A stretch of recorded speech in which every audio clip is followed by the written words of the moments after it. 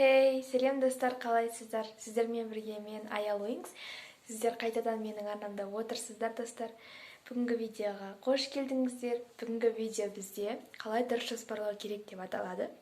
Бүгінгі видеода біз қалай өзіміздің алдымызға мақсат қою жайында, қалай дұрыс жоспарлайтынымыз жайында сөйлесетін боламыз. Ендеше мен видеомды бастаймын, ал сіздер тамашалаңыздар.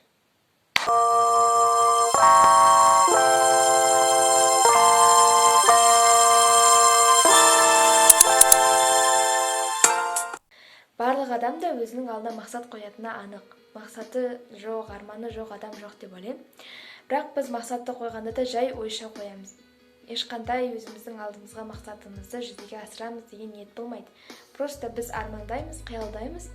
Сол арқылы өзіміздің мақсатымызға жетеміз деп ойлаймыз. Бірақ бұл олай емес. Біз өзімізді өзгерту үшін, өзіміздің алдымызға мақсат қоюымыз үшін жаңа өмір бастауымыз керек. Лучше сіздер бүгіннен бастап өздеріңіздің алдарыңызға мақсат қойыңыздар. Сол мақсаттарыңызға қарай ұмтылыңыздар, жаңа өмір бастаңыздар. Лучше сіздер бүгіннен бастап жаңа өмір бастаңыздар. Ал сіздер бұрыннан бері жаңа өмір бастап уже осы нәрсені қолға алған болсаңыздар, онда сіздер кереметсіздер, онда сіздер молодецсіздер. Бірақ біз осы жаз айы бойына өзімізге есеп беріп көрейікші, біз осы жаз бойына не істедік. Біз жаз бойына құры жаттық, көп адамдарда болды деп ойлаймын. Мысалға, біз жаз бойына мысалға бір мақсаттар қойдық. Осы жаз басталмастан бұрын мен өзгеремін, мен керемет боламын, менің осындай мақсаттарым бар, осыларды жүзеге асырамын. Бірақ біз олай жасаған жоқ. Мойындайықшы. Біз жаз бойына просто телефонда жаттық, просто демалдық, просто уақыт өткіздік, даже сабаққа қарамадық десек те болады. Осы нәрселердің барлығы да біздің жаңа өмір бастауымызға кедергі. Бұның басты мәселесі ол жалқаулық. Біз жалқау болып жаттық, ештеңеге желаниямыз болған жоқ. Бірақ менің желаниям жоқ деп өйтіп жата беруге болмайды ғой. Сондықтан өзімізге бүгіннен бастап жаңа өмір бастайық. Яғни қалай бастаймыз? Өзімізге қалай өзгеруге мүмкіндік береміз, қалай уақыт береміз деген сияқты. Ең алдымен өзіңізге жаңа өмір бастамастан бұрын сіз өзіңіздің бұрынғы өміріңізбен қазіргі алда елестеткен өміріңізді салыстырып көріңізші. Лучше сіз телефон ойнап күні бойы жатасыз. Лучше өзіңізге бір жетістіктерге жетіп, солай еңбектеніп өзіңізді өзгертуге тырысасыз. Қазір сіздер переходный возрастта жүрген адамдар болатын болса, яғни 12, 13 жастар, 15 жастар, өзіңіз қандай боласыз? Тура сол қалпыңызда ертеңгі күнге де кететін боласыз. Сондықтан өзіңіздің қазірден бастап қолға алып, яғни сіз қазір қандай болып осы переходный возрастта қандай болсаңыз, кейін қанша жасқа болсаңыз да сіз сол тұлға болып қалыптасып, сол күйінде кетіп қалатын боласыз. Сондықтан лучше сіздер қазір өздеріңізді қолға алып, қазір өздеріңіздің қателіктеріңізді түзетіп біліңіздер. Просто так ойша жоспарлағанша лучше өздеріңізге ежедневник немесе планер немесе какой-то дәптер, общий тетрадь болсын арнаңыздар және соған өздеріңіздің пландарыңызды жазып отырыңыздар. Осылай өздеріңіздің күнделікті қандай план бар екен соның бәрін қағаз бетіне түсіріп отырыңыздар. Просто так бір күн ғана өздеріңіздің желанияларыңыз ашылып кетеді, өздеріңізді өзгертуге. Одан кейін сіздерде келесі күндері хотя бы минимум 3 күн өздеріңіздің желанияларыңыз ашылып жүреді. Одан кейін уже сіздер жалға бастайсыздар. Не үшін? Ладно, давай ертең істейін, ладно, давай ертең өзгерермін. Бірақ олай істеуге болмайды. Сіздер ерінбеңіздер, ешқашан ерінсеңіздер, ол сіздер ешқандай да жетістікке алып келмейді. Мысалға, өздеріңізге күнделікті мотивация беріңіздер. Мотивацияға толы видеоларды көріңіздер, өздеріңізді өзгертуге барынша тырысыңыздар. Өздеріңіздің бір рет қана берілетін өмірлеріңізді ерекше керемет етіп өткізіңіздер, лучше телефонда жата бергенше. Ойша жоспарлағанша ежедневникке өздеріңіздің жоспарларыңызды жазыңыздар. Өздеріңіздің күнделікті планерлеріңізді толтырып жүріңіздер, солай ежедневнигіңізді толтырыңыздар. Бұл жерге өздеріңіздің білетін, өздеріңізге керекті нәрселердің бәрін жазыңыздар. Өмірден қандай өздеріңізге отчет беріп көріңіздер. Осы жаз бойына мен не істедім, осы өмірге дейін мен қандай жетістіктерге жеттім.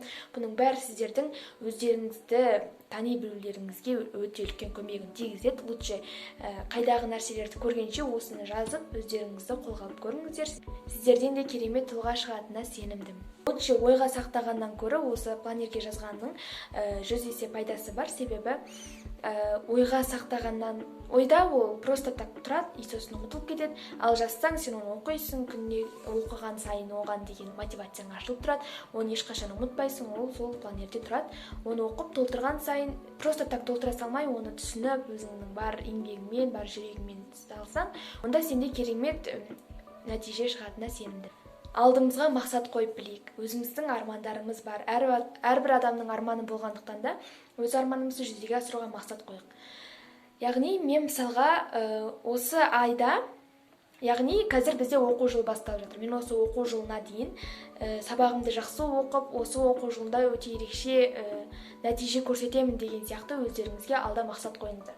Алда келе жатқан 2023 жылға дейін мен осылай болып өзгеремін, 2023 жылды мен ерекше болып қарсы аламын деген сияқты, және де оқу жылында керемет етіп тәмамдаймын деген сияқты өздеріңізге мақсат қойыңыздар.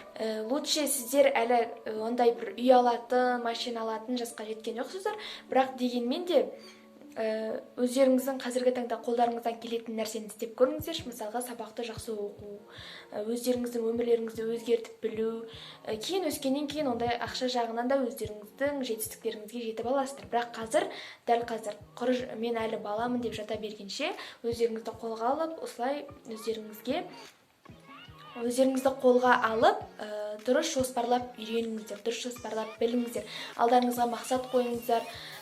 Қазіргі таңда өздеріңіздің қолдарыңыздан келетін мақсаттарға жетуге үлес қосыңыздар. To-do list жасаңыз, яғни өздеріңіздің нақты орындауларыңыз керек, жоспарларыңызды жазып қойыңыздар, және оған жаңағыдай птичка ұрып отырыңыздар, солай сол мақсаттарыңызды бітіруге тырысыңыздар. Өздеріңізге міндетті түрде режим дня жасауға совет беремін, яғни күн тәртібі дейді ғой. Соны жасап алыңыздар. Яғни сіздер таңертең тұрғаннан кейін не істейсіздер, барлығын қадам-қадам бойынша жасап қойыңыздар.